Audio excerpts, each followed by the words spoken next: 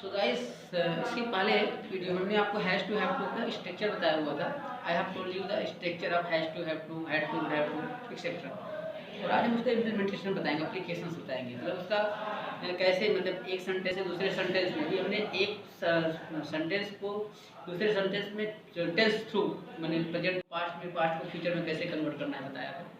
आज हम एक सेंटेंस को 16 सेंटेंस में कन्वर्ट करना भी सिखाएंगे, ठीक है।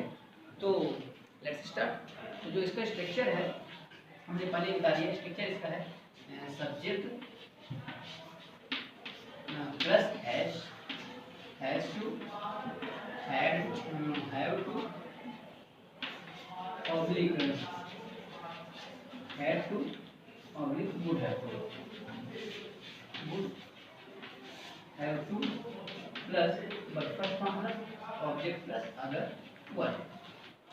जैसे एक सेंटेंस हैज, इन दोनों मतलब क्या है, हैज टू हैव टू दोनों का होता है पढ़ता है, पढ़ता है, होता है या ना है, ठीक है। ऐसे हैज टू मतलब होता है पढ़ता था, पढ़ता था, होता था या ना था। ऐसे वुड हैव टू माने पढ़ेगा या ना होगा, ठीक है। चलिए, अब जैसे एक सेंटेंस है, हमने कहा निशांत को दौड़ना पड़ता है, निशांत को पढ़ना पड़ता है, ठीक है। या हमने कहा दिया निशांत को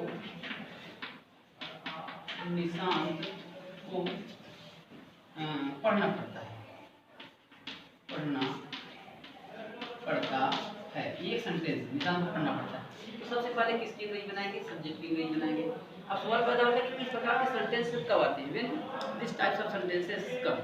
एक्चुअली जहाँ पर किसी बात के लिए फोर्स किया, जैसे पहले मैंने बता दिया है कि कहीं बाध्य किया जाए, जैसे या मन में कोई मैंने हो तो झिझक, लेकिन किसी मजबूरी बस उस कार्य को परफॉर्म करना है। जैसे मैंने कहा मुझे निशांत को पढ़ना पड़ता है, मैंने उसके सेंटेंस के अंदर आप घुस कर देखेंगे, whenever you feel the sentence and that case you need to know, you would know, that Nishant is not interested to perform this work, but as far as the some force is concerned, someone just going to force him to complete this activity, so that's right। प्रश्न एक है, निशांत को पढ़ना पड़ता है, मनो नहीं है, पढ़ना पड़ता है। मैंने कोई पापा मम्मी या सर या दोस्त या कोई मैंने डिस्टर्ब करेंगे, यहाँ पढ़ो यार, तो पढ़ना पड़ता है, ऐसा।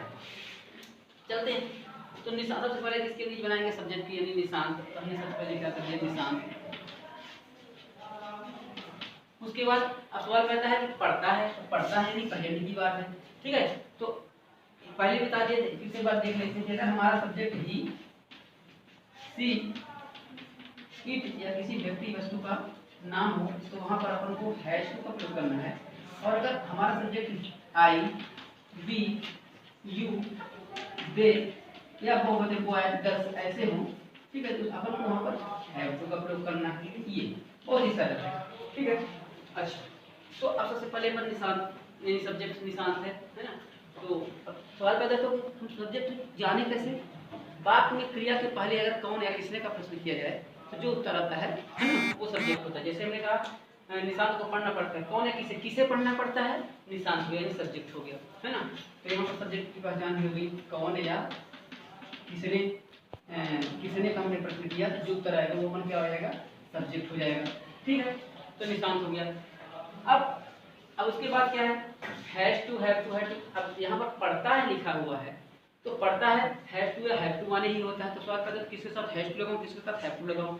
तो यहाँ पर डायरेक्ट लिखा कि अगर हमारा सब्जेक्ट ही, सी, इट या किसी व्यक्ति वस्तु का नाम हो, तो वहाँ पर हैज टू का प्रयोग करेंगे। आई, वी, यू, दे या बहुवचन हो तो उसके साथ हैव टू का प्रयोग करेंगे। क्योंकि यहाँ पर निशांत है, किसी व्यक्ति वस्तु का नाम है, इसके अंतर्गत आ रहा है, इसलिए इसके स्थान पर अपन को हैव टू का प्रयोग करना पड़ेगा, हैव टू का नहीं। बाकी का तो सवाल ही नहीं बदल, क्योंकि लास्ट में था या गाय।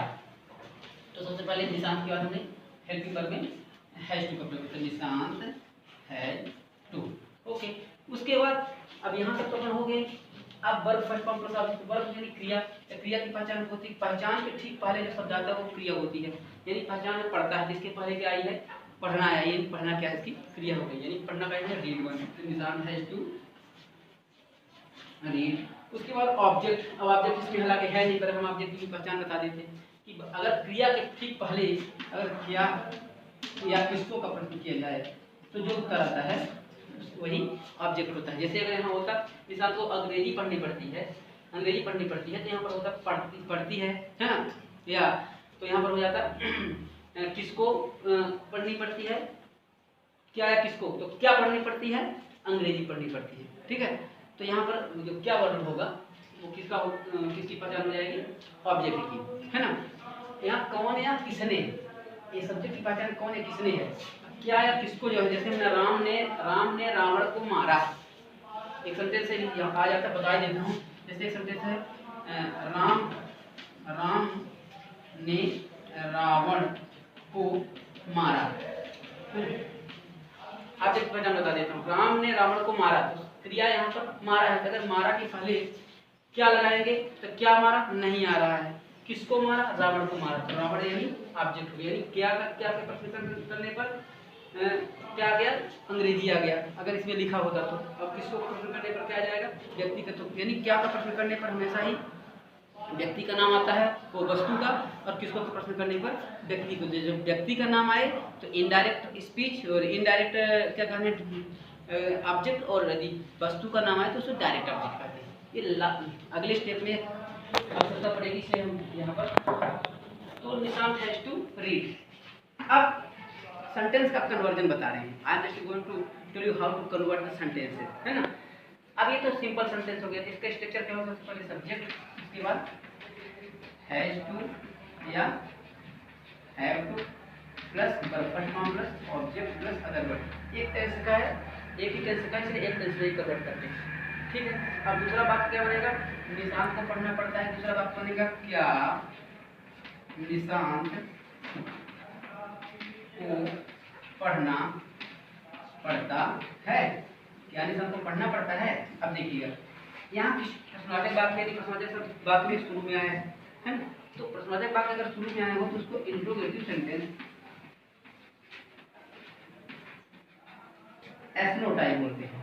एस्नोटाइप क्यों एस्नोटाइप बोलते हैं, क्योंकि इसका उत्तर हाँ या नहीं के द्वारा दिया जाए, हाँ निशांत को पढ़ना पड़ता है, या नहीं निशांत को नहीं पढ़ना पड़ता, क्योंकि इस प्रश्न का उत्तर हाँ या नहीं के द्वारा भी दिया जा सकता है, इसलिए इस प्रकार के सेंटेंस को इंट्रोगेटिव तो बोलेंगे पर एस्नोटाइप बोलेंगे।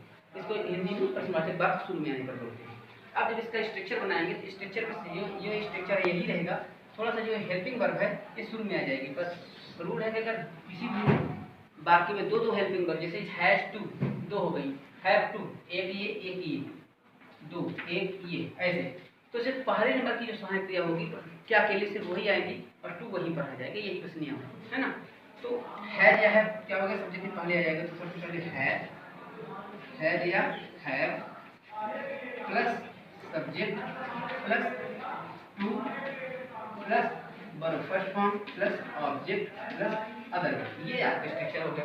अब ट्रांसलेशन बनाते हैं, तो क्या निशांत को पढ़ना पड़ता है, तब क्या के लिए हैज या हैव लगेगा, तो क्योंकि निशांत के लिए हैज लगता है, हम अपन यहाँ पर ऑलरेडी हैज लगाए हुए, तो जो हैज है वही शुरू में आ जाएगी, तो क्या हो जाएगा क्या के लिए, सबसे पहले हैज, उसके बाद निशांत,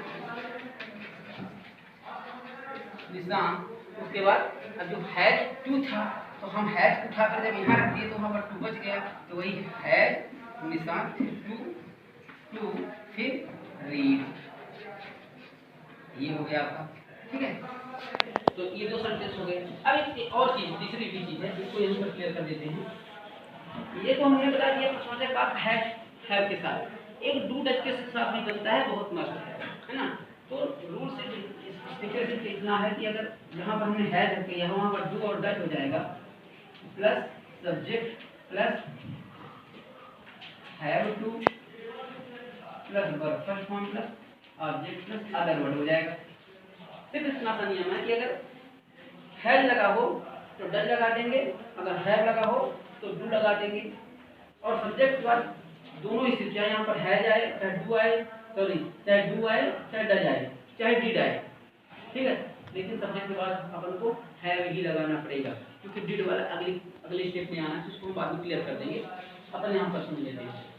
तो अब निशांत है, नाम है, तो अगर हैज आया हो तो डज लगाएंगे, और अगर हैव आया होता है बहुवचन आया होता तो डू लगा देते हैं, क्योंकि यहाँ पर हैज आया हुआ था इसलिए अपन यहाँ पर क्या के लिए डज लगा देंगे, क्या हो गया डज उसके बाद सब्जेक्ट यानी निशांत,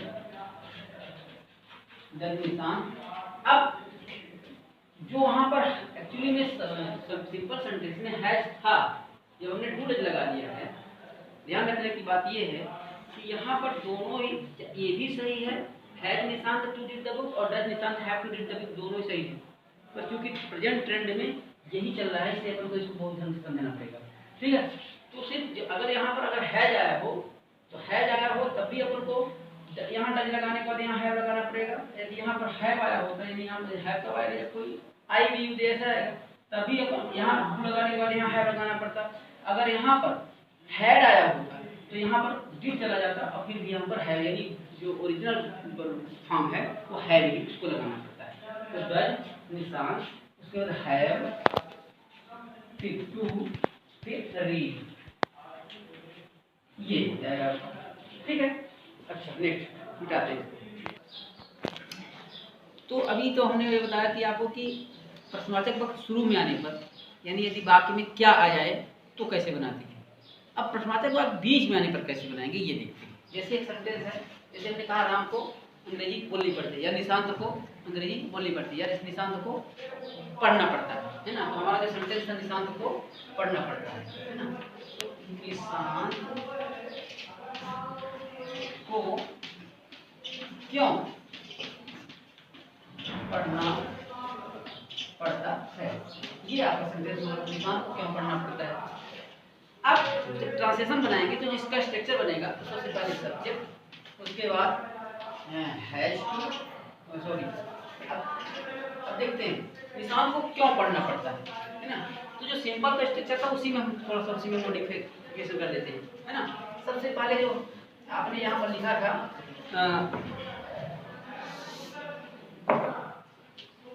है जब लगाया उसके पहले अपन क्वेश्चन वर्ड लगाते हैं। क्वेश्चन वर्ड का मतलब होता है प्रश्नवाचक शब्द।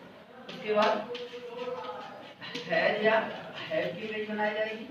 उसके बाद सब्जेक्ट, फिर टू, फिर वर्ब, फिर परफॉर्म, फिर ऑब्जेक्ट, फिर अदर वर्ड। ये है जैसे निशांत को क्यों पढ़ना पड़ता है। तो सबसे पहले अपन क्या करेंगे क्वेश्चन वर्ड। क्वेश्चन वर्ड यानी क्यों है, तो सबसे पहले क्यों के लिए यानी व्हाई।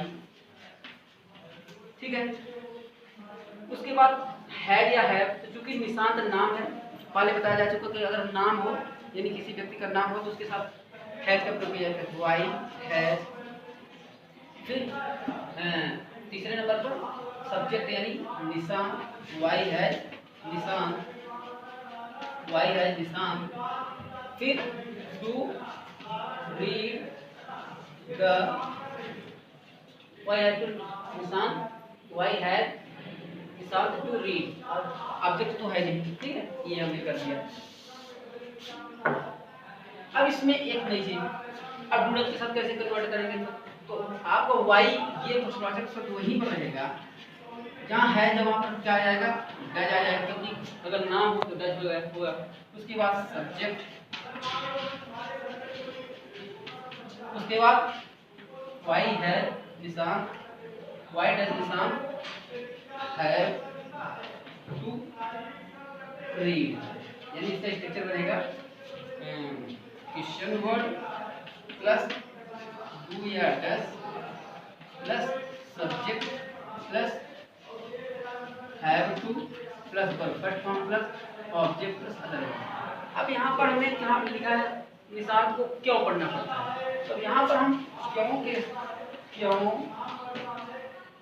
कब, कैसे, कहाँ, क्या और किसे, इतनी चीजें हम यहाँ पर इंप्लीमेंट कर सकते हैं। ठीक है, जैसे निशांत को क्यों पढ़ना पड़ता है, तो वाई है निशांत टू रीड। निशांत को कब पढ़ना पड़ता है, व्हेन है निशांत टू रीड। निशांत को कैसे पढ़ना पड़ता है, हाउ है निशांत, क्योंकि वाई क्यों को अंग्रेजी में वाई, कब को व्हेन, कैसे को हाउ, कहाँ को वेयर, क्या को व्हाट और किसे को हु बोलते हैं। ठीक है, ये आपका क्वेश्चन वर्ड हो गया। ठीक है, तो आपको जो जो शब्द यहाँ पर आए आपको सिर्फ उसकी स्पेलिंग को यहाँ पर इम्प्लीमेंट कर देना है और उसमें कुछ नहीं है। ठीक है, अब या तो इस प्रकार से, या तो अगर इस प्रकार से कर रहे हैं तो क्या हो जाएगा, जैसे निशांत को क्यों क्यों पढ़ना पड़ता है, तो why does Nishant have to read, Nishant को कब पढ़ना पड़ता है, when does Nishant have to read, Nishant को कैसे पढ़ना पड़ता है, how does Nishant have to read, Nishant को कहाँ कहाँ पढ़ना पड़ता है, where does Nishant have to read, Nishant को क्या पढ़ना पड़ता है, what does Nishant have to read. लेकिन जो हु वाला है, इस हु के साथ थोड़ी सी समस्या है।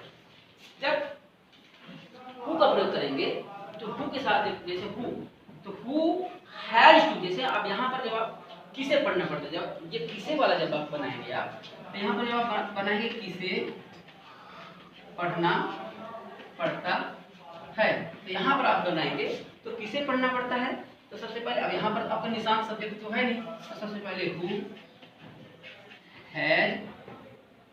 हैज टू रीड, किसे हु हैज टू रीड, यहाँ पर ये इस प्रकार who has to read subject, अब ऐसे नहीं हु डज हैव टू, तो वहाँ पर नहीं करना है, ठीक है, हु हैज टू रीड, सीधे एक सेंटेंस आप क्लियर करिए और बहुत ही सरल है, हु हैज टू रीड। हाँ, अब ये इसका जो नेक्स्ट सेंटेंस है, ये तो आपका तीसरा सेंटेंस हो गया। अब पहला सेंटेंस आपका सिंपल सेंटेंस हो गया नंबर 1, दूसरा सेंटेंस इंट्रोगेटिव सेंटेंस एस्ट्रोनाइट 2 हो गया, और 6 सेंटेंस इससे 1 2 3 4 5 6, तो 6 2 8 सेंटेंस हो गया। जब अगला बनेगा आपका 9वां सेंटेंस बनेगा, तो 9वें पास बनेगा निशांत को नहीं पढ़ना पड़ता है। तो फिर वही प्रक्रिया, निशांत को नहीं पढ़ना पड़ता है, तो निशांत सबसे पहले स्ट्रक्चर बना देते हैं। स्ट्रक्चर बनाने की प्रक्रिया क्या है, जब आप निगेटिव बनाएंगे तो क्वेश्चन पर हट जाएगा, और जो हैज जो आपके सब्जेक्ट के पहले आया है सब्जेक्ट के बाद चला जाएगा, उस पर नॉट लग जाएगा, यानी हैज टू और हैव टू के बीच में नॉट, यानी has not to have not to का प्रयोग होगा, या तो subject plus do does plus फिर नॉट फिर हैव टू, ऐसे हो।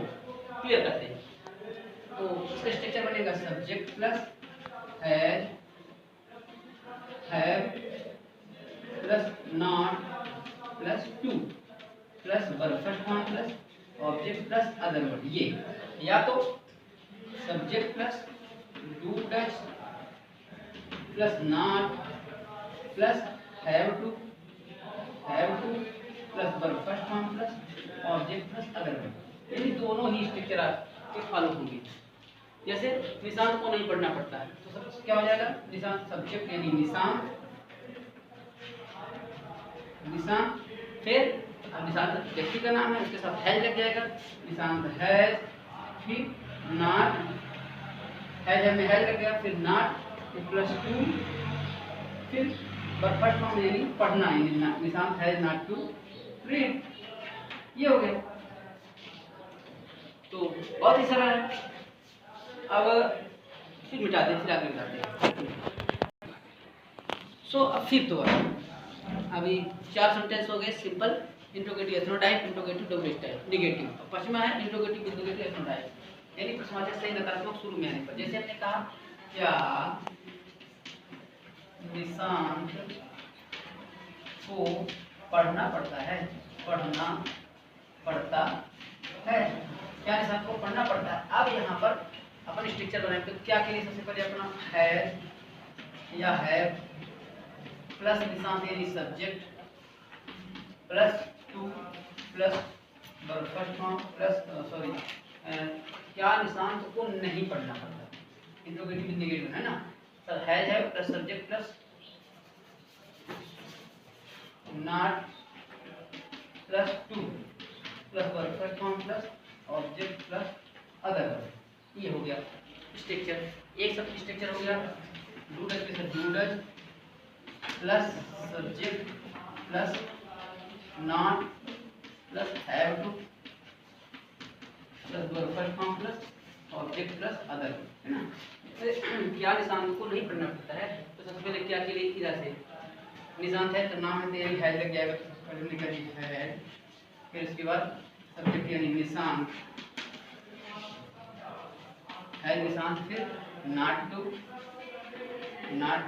फिर वर्ब फर्स्ट फॉर्म यानी रीड है, निशांत नॉट टू रीड। एक हो गया डू डज के साथ, तो क्योंकि निशांत है यानी यहाँ पर तुम्हें अगर हैज लगा है, जो हैज वाला सेंटेंस है डज लगेगा, ठीक है। वैसे भी नाम हो तो डज लगाना है ना, तो डज उसके बाद निशांत, निशांत, फिर not have to, not have to, उसके बाद रीड। ये हो गया आपका। जो छठवां नंबर सेंटेंस है, जो भी आपका 9वां 10वां 11वां बनेगा, है ना, उसको देख लीजिएगा। तो अभी interrogative with negative W type, ये आपका जो सेंटेंस था, ये इंट्रोगेटिव विद नेगेटिव एसनो टाइप, ठीक है, यानी शुरू में आने पर, यहाँ पर समझते सब शुरू में आए, अब बीच में आने पर कैसे बनाएंगे ना। जैसे है निशांत को क्यों नहीं पढ़ना पड़ता है। तो जब इसका स्ट्रक्चर बनाएंगे, बस यही स्ट्रक्चर रहेगा, इसके पहले कोई ना कोई क्वेश्चन वर्ड जुड़ जाएगा। जैसे यही है, तो सबसे पहले हमें have plus subject plus not two plus first form plus object plus other word हो गया। अब इसके पहले हमने लगा दिया क्वेश्चन वर्ड, यानी है तो प्रश्न है, उसमें नई चीज क्वेश्चन वर्ड जुड़ जाएगा, बस वही स्ट्रक्चर है। इसी प्रकार से इसमें भी इस हिसाब से बनाएंगे, तो इसमें वही रहेगा, do does plus subject plus not to plus verb first form, do does plus subject plus not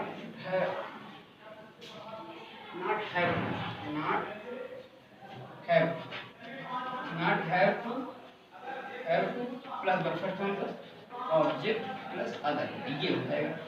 जैसे निशांत को क्यों नहीं पढ़ना पड़ता है, सबसे पहले अपन इसके आधार पर आते हैं, निशांत को क्यों नहीं पढ़ना पड़ता है। अच्छा, इसमें क्या क्वेश्चन बनना है, ठीक है। तो सबसे पहले किसके लिए कराएंगे, क्यों, तो क्यों वाई माने होता है, तो क्या करना हो जाएगा वाई। उसके बाद वाई के बाद क्वेश्चन वर्ड वाई हो गया, उसके बाद हैज है, तो निशांत सर हैज लगे तो वाई हैज। फिर उसके बाद सब्जेक्ट यानी निशांत, उसके बाद not have to why has Nishant not to read, ये हो गया। और जब इसके आधार बनाएंगे तो क्वेश्चन वर्ड सबसे पहले यानी वाई, उसके बाद डू डज तो Nishant sir does like why does, उसके बाद सब्जेक्ट यानी निशांत, उसके बाद नॉट हैव टू फिर उसके बाद रीड द बुक जो भी है उसको बना देंगे। इस प्रकार से अब इसमें आप वही 6 सेंटेंस क्यों, कब, कैसे, कहाँ, क्या या कौन का प्रयोग करेंगे, इस प्रकार से बन जाएंगे। तो 6 सेंटेंस इसमें बन जाते हैं, बाकी में मिलाकर टोटल 16 सेंटेंस इसमें कन्वर्ट होते हैं। और इसमें और सेंटेंस बहुत से सेंटेंस फॉर्म हो सकते हैं, पर एक तरीका है कि जनरली आप 6 सेंटेंस कन्वर्ट कर सकते हैं। अब कन्वर्जन कैसे किया जाए, कोई सेंटेंस सिंपल में आ गया, राम को जानना पड़ता है, ठीक है, निगेटिव बनाइए, राम को नहीं जानना पड़ता है, तो निगेटिव दोनों, Ram does not have to वो भी सही है, राम हैव नॉट टू वो भी सही है, राम हैज नॉट टू वो भी सही है ना। जैसे हमने कहा उन्हें दौड़ना पड़ता है, दे हैव टू रन। अब इसको हमने कहा इंट्रोगेटिव विद नेगेटिव एसनो type banana, interrogative with negative एसनो टाइप, है ना। तो क्या राम को दौड़ना पड़ता है, जैसे हमने कहा राम को खेलना पड़ता है, तो क्या राम को खेलना पड़ता है, तो राम को खेलना पड़ता है, राम हैज टू प्ले। क्या राम को खेलना पड़ता है, हैज राम टू प्ले या does Ram have to play. इस प्रकार से सेंटेंस का कन्वर्जन होगा, और ये परीक्षा के हिसाब से डू एंड डायरेक्ट में आता है कन्वर्ट करने के लिए, बहुत ही मदद है। So best of luck, thank you.